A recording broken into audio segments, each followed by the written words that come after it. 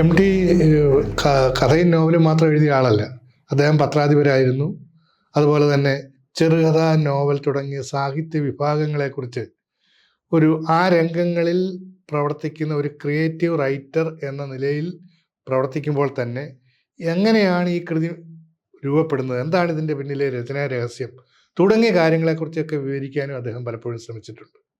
അത് അദ്ദേഹത്തിൻ്റെ വളർത്തുമൃഗങ്ങൾ എന്ന ആ സമ്മാനാർഹമായ ചെറുകഥ മാതൃഭൂമി ആഴ്ചപ്പതിപ്പിൽ പ്രസിദ്ധീകരിക്കുമ്പോൾ അതിനോടൊപ്പം തന്നെ എൻ്റെ കഥ എന്ന പേരിൽ അദ്ദേഹത്തിൻ്റെ ഒരു ലേഖനം കൂടെ പ്രസിദ്ധീകരിച്ചു.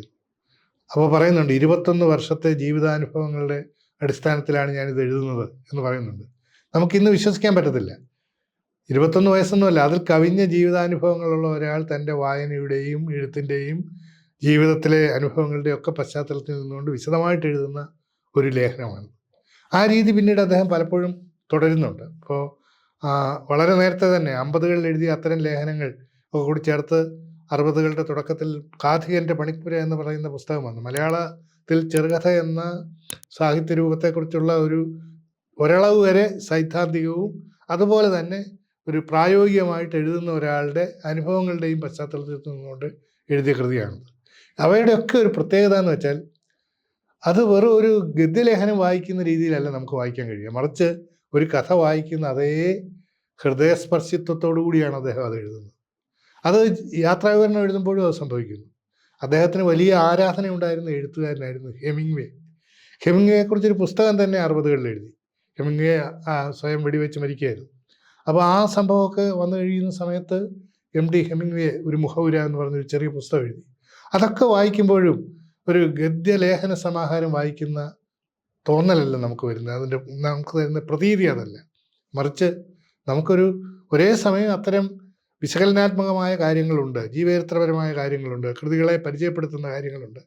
എന്നാലും ആദ്യന്തം ഒരു കഥ പോലെ നമുക്ക് വായിച്ചു പോകാൻ കഴിയുന്ന രീതിയിലാണ് എഴുതിയിട്ടുള്ളത്. ഇത് തന്നെ അദ്ദേഹത്തിൻ്റെ യാത്രാവിവരണങ്ങളിലും കാണാൻ കഴിയും. ഇപ്പോൾ ലോക യുവജന സമ്മേളനത്തിൻ്റെ പ്രതിനിധിയായിട്ട് അന്ന് ഇന്ത്യയിലെ കമ്മ്യൂണിസ്റ്റ് യുവജന സംഘടനയുടെ നേതാവായിരുന്ന PK വാസുദേവൻ നായർ, അന്ന് അദ്ദേഹം പാർലമെൻ്റ് അംഗമാണ്, അദ്ദേഹം നയിച്ച ഒരു യുവജന കലാകാരന്മാരുടെ സംഘത്തിലാണ് എം ടി ആദ്യമായിട്ട് വിദേശ പര്യടനത്തിന് പോകുന്നത്. അതിനെക്കുറിച്ചാണ് മനുഷ്യർ നിഴലുകൾ എന്ന് പറയുന്ന ഒരു ചെറിയ പുസ്തകം എഴുതിയിരിക്കുന്നത്. രാമു കാര്യാട്ട്, സലീൽ ചക്രവർത്തി, അങ്ങനെ അതുപോലെയുള്ള ആളുകൾ അതിൽ ഉണ്ടായിരുന്നു. അപ്പോൾ അങ്ങനെയുള്ള ആ രചനകൾക്കൊക്കെ ഉള്ളൊരു പ്രത്യേകത, അതിലെല്ലാം ഫിക്ഷൻ രചയിതാവിൻ്റെ ഒരു സ്പർശം അതിലെല്ലാം ഉണ്ട്. മനോഹരമായ ഭാഷ, അത് ഹൃദയസ്പർശിത്വമാണ് അദ്ദേഹത്തിൻ്റെ വലിയ സവിശേഷത. യൗവനമുള്ള ഭാഷ. കുറേ കഴിഞ്ഞപ്പോഴേക്കും അദ്ദേഹം കുറച്ചുകൂടി സാമൂഹ്യ പ്രശ്നങ്ങളെയൊക്കെ അഭിമുഖീകരിക്കുന്ന, അതിനെ അഡ്രസ്സ് ചെയ്യുന്ന തരത്തിലുള്ള ലേഖനങ്ങളും ധാരാളം 80കളിലൊക്കെ എഴുതുന്നുണ്ട്. മാതൃഭൂമി ആഴ്ചപ്പതിപ്പിൽ തന്നെ ആമുഖ ലേഖനങ്ങൾ എഴുതുന്നു. കിളിവാതിലിലൂടെ എന്ന് പറയുന്ന ഒരു പങ്ക്തി എഴുതുന്നു. യാത്രക്കിടയിൽ എന്ന് പറയുന്ന വേറൊരു പങ്ക്തി എഴുതുന്നു. ഇതിലൊക്കെ തന്നെ സാമൂഹ്യ പ്രശ്നങ്ങളെ ധാരാളമായിട്ട് അദ്ദേഹം അഡ്രസ്സ് ചെയ്യുന്നുണ്ട്. അപ്പോഴും അത് വായിക്കുന്ന വായനക്കാരെ സംബന്ധിച്ചിടത്തോളം ഒരു പ്രൗഢലേഖനം വായിക്കുന്ന മട്ടിലല്ല, മറിച്ച് ഹൃദയം കൊണ്ട് എഴുതുന്ന ഒരാൾ എന്നുള്ള പ്രതീതിയാണ് എപ്പോഴും ഉണ്ടാകുന്നത്. എം ടിയുടെ ഒരു വലിയ പ്രത്യേകത അതാണ്. അദ്ദേഹം മലയാളത്തിലെ വായിക്കുന്ന മലയാളികൾ എവിടെ ഉണ്ടോ അവരെ എല്ലാം സ്പർശിച്ചത് അവരുടെ ഹൃദയത്തിൽ ഈ യൗവനമുള്ള ഭാഷ കൊണ്ട്, കാൽപ്പനികതയുടെ സ്പർശമുള്ള ഭാഷ കൊണ്ട്, എൻ്റെ ഹൃദയത്തിൽ നിന്ന് നിൻ്റെ ഹൃദയത്തിലേക്ക് ഞാനിത് പകരുന്നു എന്നൊരു അനുഭവം വായിക്കുന്നവനുണ്ടാകുന്ന തരത്തിലുള്ള ഒരു ഭാഷയിൽ ഒക്കെ എഴുതിയത് കൊണ്ടാണ്.